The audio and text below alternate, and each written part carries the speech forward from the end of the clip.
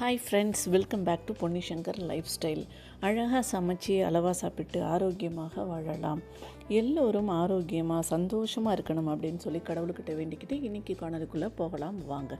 இன்றைக்கி weight loss challenge டயட்டில் நம்ம இன்றைக்கி 4வது நாள் 4th டே விலாக் நம்ம இப்போ பார்க்க போகிறோம். எப்பொழுதுமே வெயிட் லாஸ் பண்ணுறோம் அப்படின்னா பிரேக்ஃபாஸ்ட்டாக சாப்பிடாம இருக்கவே கூடாதுங்க. இன்றைக்கி நீங்கள் என்ன பிரேக்ஃபாஸ்ட் சாப்பிட்டீங்கன்னு சொல்லி எனக்கு கமெண்ட்ஸில் சொல்லிட்டு போங்க. என்னடா வெயிட் லாஸ் சேலஞ்ச் டயட் அப்படியெல்லாம் சொல்லிட்டு இவங்க நார்மல் கோதுமை தோசை தேங்காய் சட்னி அப்படின்னு சொல்லி வீடியோ போட்டிருக்காங்களே அப்படின்னு ஃபஸ்ட்டு 2-3 மினிட்ஸில் பார்த்தவங்களுக்கு தெரியும். எங்கள் வீட்டில் என் பொண்ணே சொன்னாங்க, ஏம்மா தேங்காய் சட்னிக்கும் இந்த கோதுமை தோசைக்குமாம்மா இவ்வளோ அளப்புற, இதை வேற என்னை வீடியோ எடுக்க சொல்கிறீங்களா அப்படின்னு சொல்லி கிண்டல் பண்ணிக்கிட்டு இருந்தாங்க. நம்ம என்ன சாப்பிட்றோம் அப்படிங்கிறத தாண்டி அந்த உணவில் என்னென்ன சத்துக்கள் இருக்குது, எப்படி சாப்பிட்றோம். இப்போ நார்மலான கோதுமை தோசையே நம்ம எண்ணெயெல்லாம் ரொம்ப ஊற்றாமல் அதில் மிளகு சீரகம் இந்த மாதிரி ஹோல் ஸ்பைசஸ்லாம் போட்டு கொஞ்சம் அரைச்சி நம்ம தோசையாக ஊற்றி சாப்பிட்டுட்டு தேங்காயை அதை நம்ம ஆயிலில் போட்டு டீப் ஃப்ரை பண்ணியோ இல்லை கொதிக்க வச்சோ சாப்பிடும்பொழுது அதில் உள்ள கொலஸ்ட்ரால்லாம் ரிலீஸ் ஆகி நல்ல கொலஸ்ட்ரால்லாம் கெட்ட கொலஸ்ட்ராலாக மாறி நம்ம உடலில் கொலஸ்ட்ரால் லெவலை ஜாஸ்திப்படுத்தும். ஆனால் பச்சையாக தேங்காய் சாப்பிட்றது ரொம்பவே நல்லது அப்படின்னு எல்லாருமே சொல்லியிருக்கிறாங்க. ஈவன் நம்ம முனிவர்கள்லாம் நீங்கள் எடுத்துக்கிட்டிங்கன்னா, பழைய காலத்தில் நம்ம முனிவர்களுக்கே நம்ம போக வேண்டாம், முன்னோர்களை எடுத்துட்டிங்கன்னா அவங்கெல்லாம் வாழைப்பழம் தேங்காய் இந்த மாதிரி விஷயங்களெல்லாம் சாப்பிட்டுட்டு தான் அவங்க உயிர் வாழ்ந்துருக்குறாங்க. ரொம்ப நாளைக்கு காடு பகுதியிலலாம் இருந்திருப்பாங்க. நீங்களே நிறைய இடத்துல பார்த்துருப்பீங்க அவங்களெலாம் பற்றி. ஸோ இன்றைக்கி வேறு எந்த கதையெல்லாம் பேசாமல் நம்ம டீட்டெயில்டாக ஸ்ட்ரைட்டாக வெயிட் லாஸ் டிப்ஸ் அண்டு வீடியோக்குள்ளே போயிடலாம். இன்றைக்கி காலையில் நாங்கள் சாப்பிட்டது கோதுமை தோசை தேங்காய் சட்னி அஃப்கோர்ஸ் துளியோண்டு எண்ணெய் போட்டு தான் அதை தாளிச்சிருந்தேன். குட்டியாக கொஞ்சமாக தான் எண்ணெய் போட்டு அதை தாளித்து நான் போட்டிருந்தேன். என் பொண்ணு கொஞ்சம் ஜாஸ்தி ஊற்றி நிறைய கடுகு போடுறேம்மா அப்படின்னு சொல்லி சொன்னாங்க. நான் வேண்டாம்மா, கொஞ்சம் ஆயில் போட்டுக்கலாம், நிறைய கடுகு போட்டுக்கலாம் அப்படின்னு சொல்லிட்டு அந்த மாதிரி போட்டு நான் இன்றைக்கி பிரேக்ஃபாஸ்ட் ரெசிபி நாங்கள் சாப்பிட்டுக்கிட்டோம். கூடவே கொஞ்சம் குக்கும்பர், அதுக்கப்புறமா ஒரே ஒரு குட்டி வாழைப்பழமும் சாப்பிட்டுக்கிட்டாச்சு. நீங்கள் என்ன சாப்பிட்டீங்கன்னு கமெண்ட்ஸில் சொல்லுங்கள். அதுக்கப்புறமா இன்னொருத்தவங்க கமெண்ட்ஸ் பார்த்து எனக்கு ரிப்ளை பண்ண முடியல. ஒரே ஒரு விஷயம் சொல்லிவிட்டு நான் அந்த டிப்ஸுக்குள்ளே போயிடுறேன். கடந்த 48 மணி நேரங்கள், அதாவது 24 நேற்று மார்னிங் எழுந்த உடனே நான் பார்த்தது ஃபோன். நான் மட்டும் இல்லை, நம்ம எல்லாருமே ஃபோனை தான் கையில் எடுக்க ஆரம்பிப்போம். ஃபோனை எடுத்து பார்த்ததுமே ஃபோன் இஸ் டெட் அப்படின்னா அதில் உயிரே இல்லைங்க, சுத்தமாக பவரே இல்லாமல் இருந்துச்சு. எனக்கு அப்படியே தூக்கி வாரி போட்டுருச்சு. ஏன்னா எனக்கு நம்ம எல்லாத்துக்குமே காலையில் எழுந்ததுலேருந்து என்ன எடுத்த உடனே குட் மார்னிங் மெசேஜ் போடுறது, அதுக்கப்புறம் யூடியூபர்ஸாக இருந்தீங்கன்னா அவங்களோட சப்ஸ்கிரைபர்ஸ் செக் பண்ணுறது, வாட்ச் ஹவர் செக் பண்ணுறது, என்ன வியூஸ் போயிருக்குன்னு செக் பண்ணுறது, அதுக்கப்புறமா எக்ஸட்ரா நிறைய விஷயங்கள் இருக்குது. பார்த்த உடனே சரி உயிர் இல்லை நம்ம ஃபோனுக்கு அப்படின்னதுமே 30% சார்ஜ் இருந்துச்சு. நான் நைட்டு படுக்க போகிறப்போ எடுத்து மறுபடியும் சார்ஜர் போட்டு பார்க்குறேன். பட் ஆனால் சார்ஜே ஆகவே இல்லை, சுத்தமாக சார்ஜே ஆகலை. ரொம்ப லோவாக ஃபீல் பண்ண ஆரம்பிச்சிட்டேன். அதுக்கப்புறமா தான் தெரிஞ்சிச்சு நம்ம ஃபோனுக்கு எவ்வளோ அடிக்டாக இருக்கோம். அதாவது மெயின்லி யூடியூபர்ஸ் ஃபோனோ இல்லை கேமரா இல்லை லேப்டாப் இல்லாமல் அவங்களுக்கு வாழ்க்கை இல்லை, அதுதான் அவங்களோட வாழ்க்கை. நிறைய பேருக்கு சோறு போடுது அப்படின்னு சொல்லலாம். பட் ஆனால் எனக்கு இன்னும் யூடியூப்லேருந்து இன்னும் மானிட்டைசேஷன் என்னுடைய சேனல் ஆகலை. ஸோ நான் யூடியூபுக்காக அதுலேருந்து எந்த வருமானமும் எனக்கு கிடையாது. ஸோ நான் எதுக்காக இப்போ சொல்ல வரேன் இந்த டீட்டெயில்ஸ் அப்படின்னா, 24 ஹவர்ஸுக்கு மேலே என்னால் எந்த வீடியோ போட முடியல, எந்த கமெண்ட்ஸுக்கும் நான் ஆன்சர் பண்ண முடியல.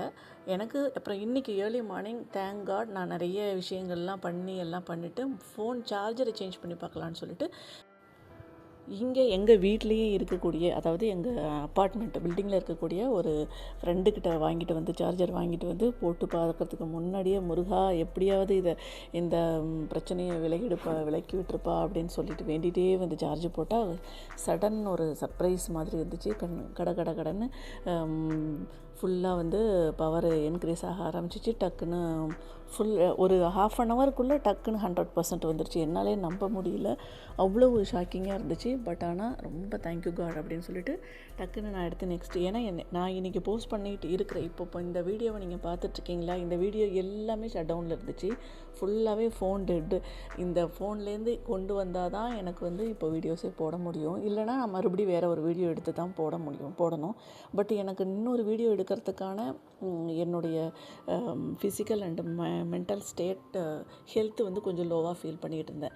கடந்த 3-4 நாட்களாக நான் சொல்லிக்கிட்டே இருந்தேன், physically as well as mental health ரொம்ப இம்பார்ட்டண்ட்டுன்னு. ஒரு வீடியோ எடுத்து அதுக்கு வாய்ஸ் ஓவர் கொடுக்கறதுக்கு நமக்கு mental health, stress free life வந்து ரொம்ப இம்பார்ட்டண்ட்டு. என்னால் இந்த மாதிரி ஃபோன் சுத்தமாக இல்லாதப்போ புதுசாக ஒரு வீடியோ எடுத்து வேறு ஒரு ஃபோன்லேருந்து எடுத்து போடணும் அப்படிங்கிறது என்னால் சுத்தமாக முடியாமல் இருந்துச்சு. அதனால மறுபடியும் இன்றைக்கி பவர் வந்ததுக்கு அப்புறமா ஃபோனில் என்னென்ன வேலைகள் செய்யணுமோ எல்லாத்தையும் செஞ்சுட்டு பழைய வீடியோவை எடுத்து வாய்ஸ் ஓவர் கொடுத்து இப்போ உங்ககிட்ட நான் போட்டுட்ருக்கேன். இந்த வீடியோ வந்து யூடியூப்பில் வர்றதுக்கு முன்னாடி எக்கச்சக்க தடைகள், இன்னல்கள் பல தாண்டி வந்து இந்த வீடியோ கொடுத்து வாய்ஸ் ஓவர் கொடுத்து நான் உங்ககிட்ட பேசிகிட்ருக்கிறேன்.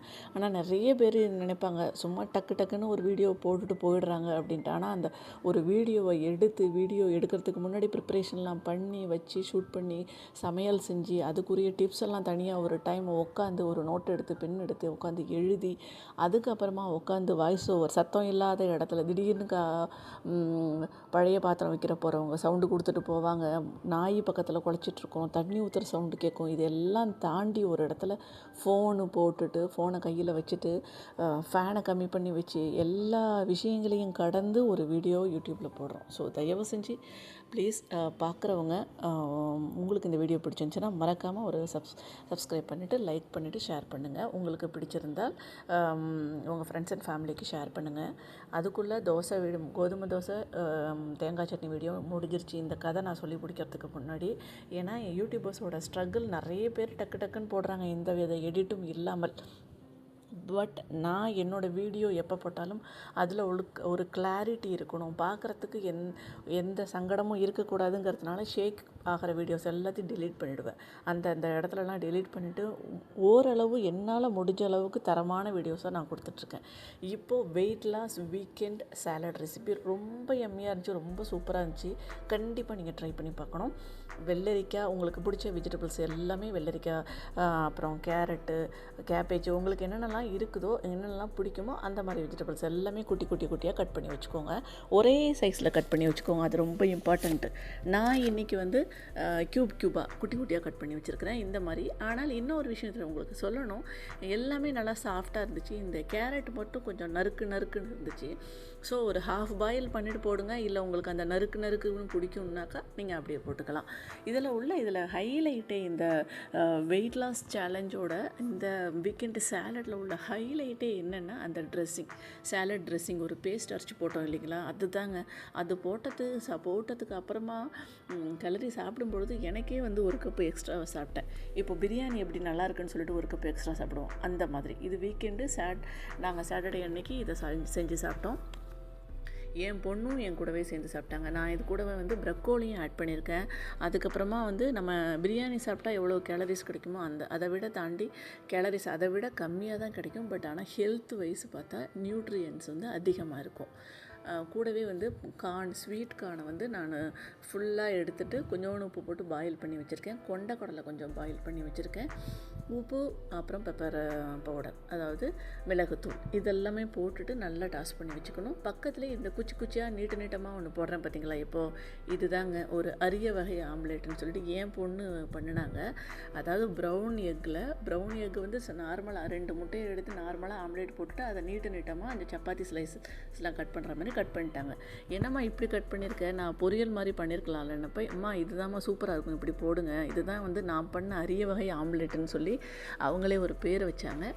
நல்லா தான் இருந்துச்சு பார்க்குறதுக்கு. அது கூடவே வந்து ஒரு பேஸ்ட் போட்டிருக்கேன் இல்லைங்களா, க்ரீன் பேஸ்ட்டு, கொத்தமல்லி, புதினா, பச்சை மிளகா உங்களுக்கு வேணுன்னா போட்டுக்கோங்க. நான் மிளகுத்தூள் மட்டும்தான், அதனால் பச்சை மிளகா ஆட் பண்ணலை. கூடவே வந்து 2-3 க்யூப்ஸ் பன்னீர், தயிர், கொஞ்சம் உப்பு, அவ்வளோதான். இதை அப்படியே பேஸ்ட்டாக அடிச்சுட்டு வந்துட்டு அது கூட கலந்துக்க போகிறோம். இது கூட நான் வேறு பெப்பர் பவுடர், உப்பு மட்டும்தான் போட்டேன். உங்களுக்கு வேணும்னா நீங்கள் எலுமிச்சம்பழமும் போட்டுக்கலாம்.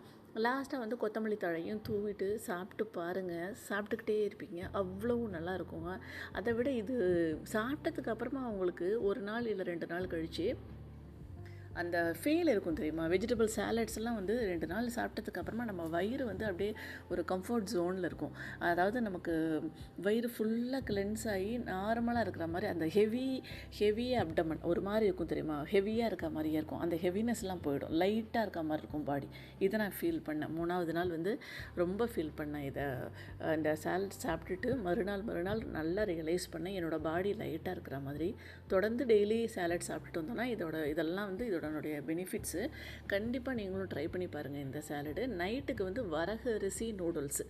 இந்த நூடுல்ஸ் வந்து ஆரோக்கியம் இல்லையா அப்படிங்கிறதெல்லாம் எனக்கு தெரியாதுங்க. ஏன்னா வரகு அரிசியில் பண்ணியிருக்காங்க, அவ்வளோதான் எனக்கு தெரியும். ஸோ என் வீட்டில் இருக்கிறவங்களுக்கும் நம்ம சப்போர்ட்டிவாக கொடுக்கணுங்கிறதுனால நான் வரகரிசி நூடுல்ஸ் எடுத்து அதை பாயில் பண்ணிவிட்டு அது கூடவே வந்து கார்ன் வச்சுட்டு கூடவே பப்பாளி பழமும் சாப்பிட்டு இன்றைக்கி நாளை நான் முடிச்சுக்கிட்டேன். இந்த கிளிப்பிங்ஸு வீடியோ எங்களுடைய சேனல் பிடிச்சிருந்துச்சுன்னா மறக்காமல் பொன்னிசங்கர் லைஃப் ஸ்டைலுக்கு சப்ஸ்கிரைப் பண்ணி எங்களை சப்போர்ட் பண்ணுங்கள். அதுக்கப்புறமா இன்னொரு விஷயம் உங்கள்கிட்ட சொல்லணும். ஸ்வீட் பொட்டேட்டோ அப்படின்னு சொல்லி ஒரு விஷயம் சொல்லியிருந்தேன் இல்லையா? ஸ்வீட் பொட்டேட்டோ வந்து எப்படி அதை பற்றி டீட்டெயில்ஸு நிறைய விஷயங்கள் இருக்குது பேசுகிறதுக்கு. பட் ஆனால் இந்த வீடியோ இப்போ 10 நிமிஷத்துக்குள்ளே முடிஞ்சிரும்னு நினைக்கிறேன். ஸோ ஸ்வீட் பொட்டேட்டோவை பற்றி அதில் என்னென்னலாம் இருக்குது, ஆன்டி ஆக்சிடென்ட் ரிச் ஃபுட் அது. இதுதான் வந்து உலகத்திலேயே அதாவது நிறைய நாட்கள் இக்கிகாய் அப்படிங்கிற ஒரு ஜாப்பனீஸ் புத்தகத்தில் கிராமத்தில் இருக்கிறாங்க. 128வது புத்தகத்தை பேஜில் கண்டிப்பாக படித்து பாருங்கள். நெக்ஸ்ட் விலாகில் இதை பற்றி டீட்டெயில்ஸ். நீங்கள் யாராவது இந்த இக்கிகாய் புத்தகத்தை படிச்சிருந்தீங்கன்னா எனக்கும் அதை பற்றி டீட்டெயில்ஸு சொல்லுங்கள். மீண்டும் ஒரு இனிய தருணத்தில் சந்திப்போம். Thank you so much friends. Bye bye.